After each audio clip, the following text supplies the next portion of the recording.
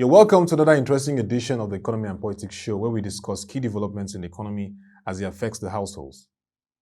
Today, we'll be looking at a very topical issue, crude oil theft, assessing the socio-economic implications for Nigeria. And my guest is Mr. Kelvin Emmanuel, a public affairs analyst.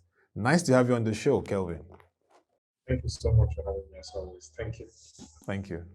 Before we begin the conversation, let's give you a wrap of key events that occurred in the Nigerian economic space from last week.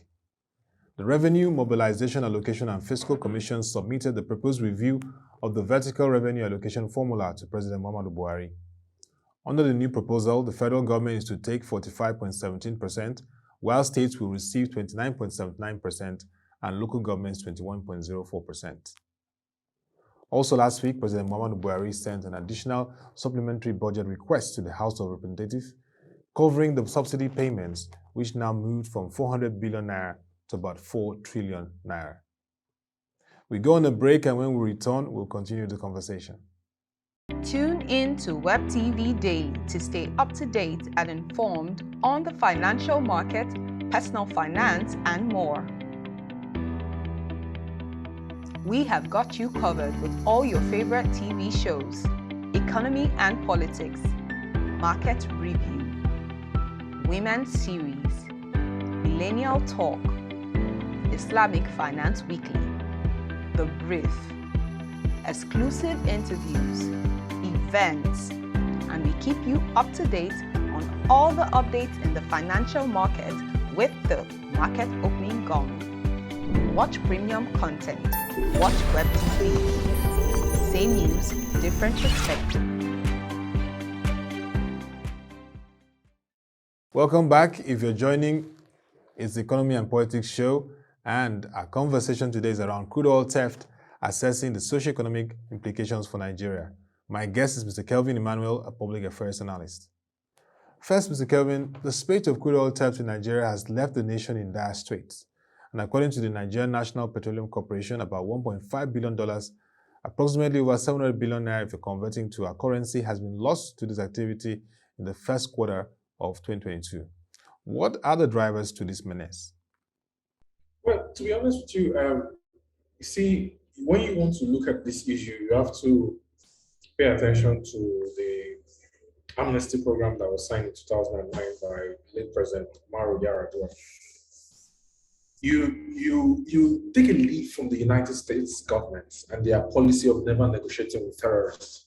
This is the reason why, because when you look at all the geopolitical tension you have in Nigeria, from the Sahel, Boko Haram, ISWAP, you look at Masop, Raf, who was relocated in 1999, that had leadership tussle with Masop, and then IPOB that came up. You look at Igboho-led faction in the Southwest that were asking for Dual Republic. You simply realize that these guys looked at the fact that, look, in the last 20 years, the NDDC has gotten about 6.5 trillion, and it has nothing to show for it on ground. In the last 13 years, the Amnesty office has gotten about 7 trillion, and you still have a situation where Shell and Eni are declaring force majeure because about 200,000 barrels of crude oil are lost. And Nigeria is not being able to meet up with OPEC quota. Nigeria is currently doing about 1.45 to 1.5 million barrels of crude oil, as against the 1.71 million barrels of crude oil in its March deliveries that OPEC gave it in the quota for March. Nigeria is not able to meet up. In the budget for 2022 Appropriation Act, the target of the government is actually 1.88 million barrels, but the country is doing 400,000 barrels lower than target in its Fiscal Appropriation Act for 2022. So you have to understand that the stealing of crude oil in the Niger-Delta cannot happen without state actors. And this is the reason why Mr. President has to call the service chiefs, because the office of the Special Advisor to the President on Amnesty, OSPA, is under the office of the Special National Security Advisor, the ONSA, who is the service chief in the security camp. So the President has to call them and ask them, what is the Nigerian Navy, the Nigerian Army, and the intelligence doing in the Niger Delta? Because there is no way you tell me that People lift crude oil, bunker, lift crude oil to refine into local fuel. They lift crude oil to exchange for ammunition and bring it to Brass and Nembe waters. They lift crude oil to sell to rogue shipping companies in the Atlantic, in that belt, in the southern part of Nigeria, and the Nigerian Navy and Nigerian Army is not aware. So Mr. President has asked the Joint Chiefs, what is going on? What are you people doing? What is your job? There is absolutely no way you will have people steal 30 to 400,000 barrels of crude oil a day sustained for a period of time without collaboration of rogue agents. So when we look at this issue, we should look at it beyond the economic angle. We should look at from a holistic point of view and ask yourself, why is this thing consistently happening? And why is it that despite the government's seemingly best effort, the stealing of crude oil in broad daylight has not been curtailed, and international oil companies that make up production sharing contract in joint ventures are the ones subject to losses, and they're declaring force majeures? We have to ask ourselves these questions. This is a huge concern, Kelvin, because I mean, it came to a point where a notable billionaire and investor in the oil and gas sector had to raise this concern, and a well-respected Christian leader in the country and pastor also raised this also. But you've talked about the amnesty. That means there's a lot that has to be revisited. You talked about rogue agents involved in all this, and you talked about the need for the security architecture to be reviewed around this area. Interestingly, you are also from Bayelsa State, the Niger-Delta region, home to Ottoabasi, where crude oil production commenced in 1958. Do we need a new framework for engaging the region to curb this trend? Because we talked about the amnesty, like it's not really worked as expected. I mean, currently, like you rightly said, 400,000 lost barrels of oil not lost in this whole process threatens a major revenue source, which is the petroleum profit tax. Well, to be honest with you, on the issue of a new security framework, I don't think having a new security framework is the solution to the problem. I think the solution to the problem is coming back to the issue of the 5 principles of that constitutes the Revenue Mobilization Official Allocation Commission, RMAFC, Okay. At the federal government level. This idea where the federal government believes that it can appease the states, for example, appease the Supreme Court suit that is currently on ground between the states, some states, against the Federal Inland Revenue Service on collection of VAT by increasing the allocation to states from 26 to 29% at the RMFAC is wrong, because the principles of derivation, which is land mass, population, equity of states, IGR, and derivation, is not equitable to all the regions. So what's the solution? Give the states back control of their resources. For example, the Southeast has 22.6 million people. It has lithium iron ore, it has gold, it has bauxite, it has iron ore, which is the iron ore you need to produce steel. It has coal. Give the states back their resources. Zamfara has gold. Osun State has 2 million metric tons of gold. The Niger-Delta, Bayelsa has crude oil and gas. River State has crude oil and gas. Allow the states to control the onshore assets and leave the offshore assets to the federal government. The states explore, do their JV partnerships with the IOCs, pays royalty back to the center. Let them raise their own revenues. All these issues on fiscal federalism and the state governments taking federal revenues to revenue service to courts for who controls collection of funds and returns, it's not going to happen. So we need to realize that the key is not in increasing the share of allocation among federating units from the federal to the states. The key is in changing the structure and reducing that exclusive legislative list. Allow the states to be in control of their resources. That's the only way you can have competition. And that's the only way they can generate revenues. And that's the only way you can have a situation where the militants will hold their governments responsible for developing their region. Because all of this war and fight has been, we're from the Niger-Delta. It's our oil money. The federal government is collecting our oil money and taking it to the north. They don't leave anything for us, but you have 6.5 trillion that has passed through the NDDC. What do you have to show for it? You have 7 trillion that has passed through the Amnesty office. What do you have to show for it? So we need to understand that the key to ending this agitation is for you to apply fiscal federalism, change the structure, devolve the power back to the states, and allow the states to control their resources and pay royalties to the center. So in essence, you're saying that states should control their onshore resources, like the oil and gas in Bayelsa and rivers and across the South-South region. And then every other state control what they have as resource and pay royalties to the federal government. You're not going to have people come to Abuja every month to cry for money or to beg for money or to loan money from the federal government or to ask for money. Like it's in their statutory rights, the budget, share of revenues to the federating units. That's the only way you can have the budget meaningful. You have a budget, for example, of 110 billion naira for about 7 million people in the state. When you divide it, look at the recurrent, look at the capital, look at the amount of money that goes into paying salaries and the amount of money that goes into capital projects. Despite the fact that there is bad governance and there is a lot of pilfering of public treasury, the money is just still not enough to go around. So you have a situation where the state government sometimes, even if the monies are not used judiciously anyway, are forced to go and borrow money from the bonds market to be able to mark up, and some states are in debt of up to 200 billion, 300 billion. Yeah. States are not structurally, when you look at the viability of the states, they are not viable to be able to borrow money. So you ask yourself, why is the Debt Management Office even approving these subnational loans for the states?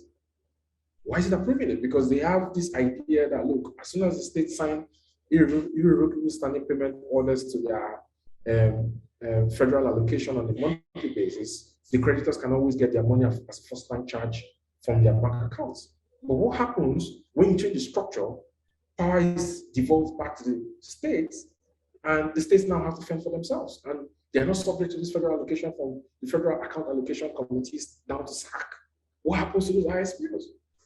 So we need to rework and rethink the structure of public finances in Nigeria, because we've done the same thing for so long, and we're expecting a different result, and it's just not going to happen. I think it's very clear from what you've said. I know that recently the National Assembly voted in both the Senate and House of Reps in terms of some other areas like power, moving from exclusive list to states. They can also be involved in generating power, managing critical issues like ports and even the airports, and even autonomy for local government. So definitely we need to broaden this conversation, and if it needs legislation, let's review the whole framework and see how states can control more, and hope that with that, oil-producing states in Niger-Delta would now begin to take that responsibility of curbing this trend of crude oil theft, and other states can manage their resources. Even on the issue of power, we have the power is having a central grid that does not have proper infrastructure to run. Yeah.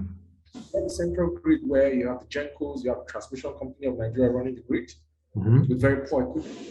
Yeah. You have the National Electricity Trading Company, MBED, that was set up by the federal government to purchase electricity in bulk from the GENCOs through TCM down to the DISCOs.